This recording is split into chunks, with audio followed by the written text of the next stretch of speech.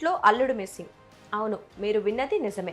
పండుగకు సరదాగా గడుపుదామని అత్తారింటికి వచ్చిన అల్లుడు కనిపించకుండా పోయిన ఘటన జనగాం జిల్లా పాలకుర్తి మండలం బొమ్మెరాలో చోటు చేసుకుంది.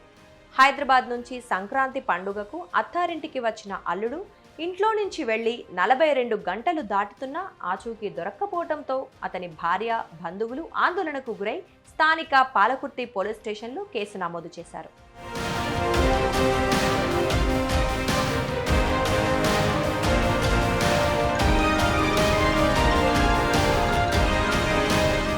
హైదరాబాద్లోని కొత్తపేటకు చెందిన నాలుకల రవికుమార్కు పాలకుర్తి మండలం బొమ్మెర గ్రామానికి చెందిన జయంతితో గత నెల 26న వివాహం జరిగింది.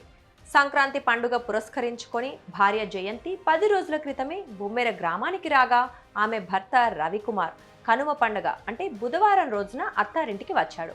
అదే రోజు రాత్రి 7:30 గంటల సమయంలో స్నేహితులు ఫోన్ చేస్తున్నారని, వారిని కలిసి వస్తానని భార్య జయంతికి చెప్పి ఇంట్లో నుంచి వెళ్ళాడు.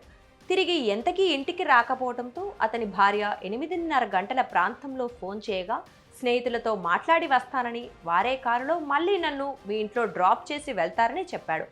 కానీ ఆ తర్వాత అతని ఫోన్ స్విచ్ ఆఫ్ అయింది. దీంతో అతని భార్య బంధువులు స్నేహితులకు ఫోన్ చేశారు. అయినా ఆచూకీ దొరకలేదు. ఇక చేసేదేం లేక భార్య జయంతి పాలకుర్తి పోలీస్ స్టేషన్లో ఫిర్యాదు చేశారు.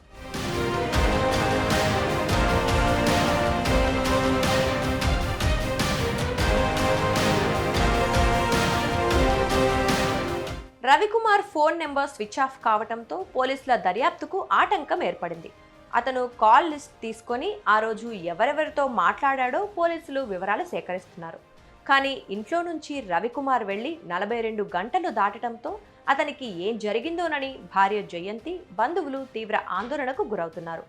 పోలీసులకు ఫిర్యాదు చేసి కూడా 20 గంటలు దాటుతున్నా కేసులో ఎలాంటి పురోగతి లేకపోవడంతో వారు తీవ్ర ఆందోళన చెందుతున్నారు. రవికుమార్కు ఏమైనా జరిగి ఉంటుందా అని అనుమానిస్తున్నారు.